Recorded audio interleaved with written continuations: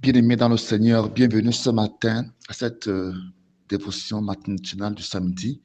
Nous bénissons Dieu pour cette merveilleuse nuit. Ce matin, nous parlerons de la prière de la foi. Il faut comprendre que Dieu exauce la prière de la foi. En tout cas, rien ne résiste à une prière faite avec foi. Rien du tout, ni Dieu, ni les démons, ni les circonstances, ni les oppositions. Lorsque la prière est faite avec foi, c'est comme si la foi a une puissance qui nourrit la prière. La foi est la sève qui donne de la vie à l'arbre de la prière, aux branches de la prière.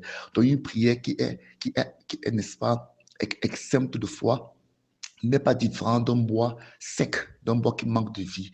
Alors, lorsque nous tenons devant Dieu, nous devons nous rassurer que nous avons la foi et que nous faisons des prières avec foi. Dans Matthieu chapitre 6, versets 5 à 8, Jésus-Christ parle ici, il dit, quand vous priez, pas si vous priez, quand il dit quand vous priez, ça veut dire que la prière est le comportement normal d'un chrétien. C'est pourquoi il dit quand vous priez. Alors, il donne donc des conseils sur quand nous prions, comment faire pour ne pas prier de la mauvaise façon. Parce que plusieurs prient de la mauvaise façon, plusieurs prient de la mauvaise manière, c'est pourquoi ils ne sont pas exaucés. Leur vie ne change pas, il n'y a pas d'effet, il n'y a pas, n'est-ce pas, de manifestation. Quand vous priez donc, n'imitez pas ces hypocrites qui aiment à faire leur prière debout dans les synagogues. Donc, on a aussi une partie des gens qui prient, mais ils sont des hypocrites. Donc, Dieu les appelle des hypocrites. Donc, ce n'est pas tout le monde qui prie, ce n'est pas tous ceux qui vont à l'église prier qui sont, n'est-ce pas, reçus par le Seigneur. Il y a des gens qui, pour Dieu, sont des hypocrites. Alors, ce matin, tu n'es pas un hypocrite au nom de Jésus. Dit, quand vous priez, n'imitez pas ces hypocrites qui aiment à faire la prière debout dans les synagogues, à l'angle des rues. Ils tiennent à être remarqués par tout le monde. Il faut comprendre qu'il y a des gens qui aiment prier de manière à être vus, à être reconnu à être, n'est-ce pas, observé par tout le monde. Donc, la prière ici, la prière est une chose secrète. La prière est quelque chose de secret. Donc, quand vous priez, vous devez être dans un lieu secret. Vous ne devez pas aller faire des prières de manière que les gens sachent, voient et que vous priez. Ça ne veut pas dire qu'on ne doit pas faire des prières publiques.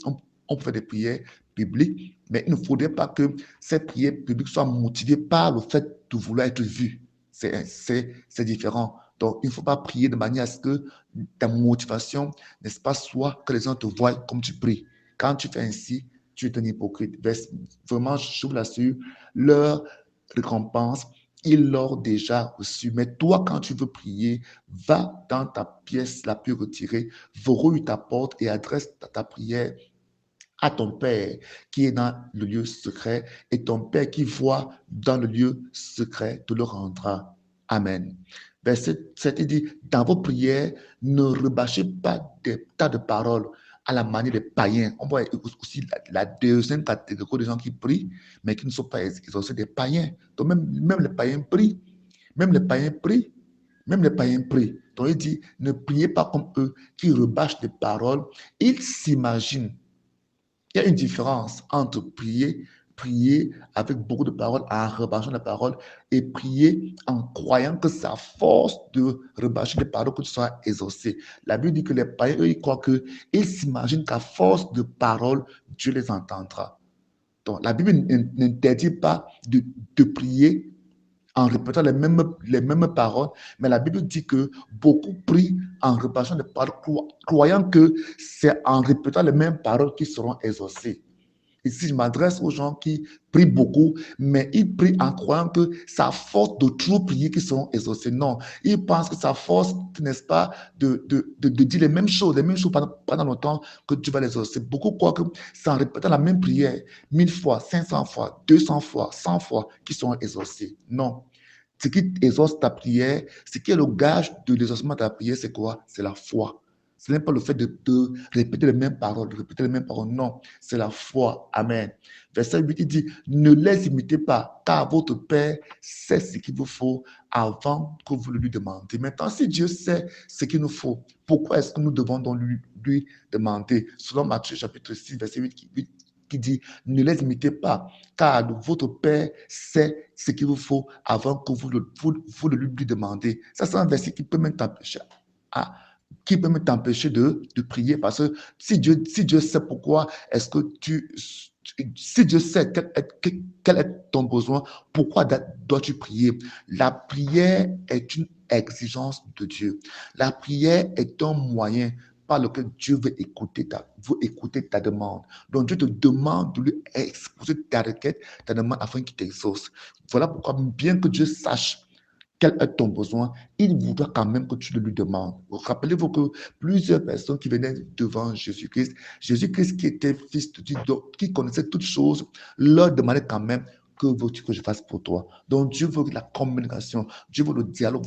Voilà pourquoi il t'impose, il exige la demande. Donc ta demande est dans la voie par excellence par laquelle Dieu t'exauce, Dieu t'écoute. Matthieu 21, on a lu ça hier, qui dit que si vous priez avec foi, vous aurez tout ce que vous demanderez. Donc la prière avec foi est importante. Si tu n'as pas la foi, demande à Dieu de te donner la foi et il te donnera la foi. Amen. Il ne faut pas venir devant Dieu, faire semblant d'avoir la foi. Oh, tu ne l'as pas. Matthieu chapitre 9, verset 23. Je pense qu'il dit ceci au verset 23.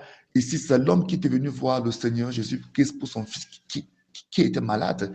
Et quand il arrive là, Jésus-Christ se rend compte que cet homme n'a pas de foi. Parce que le monsieur dit au verset 23, si tu peux, répliqua Jésus, tout est possible à celui lui qui croit. Donc le monsieur est venu avec son enfant devant Jésus-Christ en lui disant que si tu peux faire quelque chose, aide-nous. Il y a beaucoup de gens qui viennent comme ça là devant Dieu, voulant que Dieu fasse quelque chose. Donc leur prière n'est pas objective. Eux-mêmes ne savent pas ce qu'il veut que Dieu fasse pour eux. Ils disent, mais fais quelque chose. Marc 11, verset 22, Jésus-Christ dit, ayez foi en Dieu. Vraiment, je vous l'assure. Si quelqu'un dit à cette colline, soulève-toi de là et jette-toi dans la mer, sans douter dans son cœur, mais en croyant que ce qu'il dit va se réaliser, la chose s'accomplira pour lui. C'est pourquoi je vous déclare ceci. Tout ce que vous demanderez dans vos prières, croyez que vous l'avez reçu et cela vous sera accordé. Amen. Donc, il faut comprendre que Dieu écoute la foi. Dieu obéit à la foi. Permettez-moi même d'utiliser ce verbe.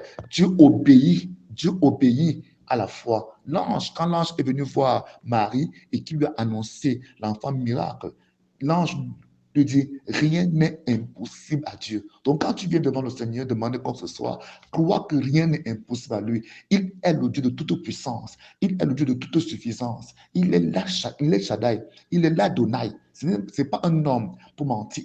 Il n'est pas un homme pour te tromper. Ce qu'il dit, il le fait. Amen. Donc, lorsque tu viens demander au Seigneur, évite de réciter religieusement, évite de réciter religieusement les prières, parce qu'il y a beaucoup là qui ont des livres de prière, ils récitent tout simplement. Et là, c'est compliqué, parce que là, c'est une prière mécanique, c'est une prière automatique. Non, Dieu voudrait une vie, Dieu voudrait, n'est-ce pas, que ta prière soit vivante. Comment ta prière sera-t-elle vivante? En demandant à Dieu ce qui est dans ton cœur, ton désir, ton souhait, ta volonté, ton rêve. Donc, il faut prier, n'est-ce pas, et croire. Il faut prier, n'est-ce pas, et ne faites pas des prières comme les gens font des prières pour être vus, pour être connus. Amen. Donc, dans Jacques chapitre 5, verset 15, la Bible nous fait comprendre que la prière de la foi est capable de guérir.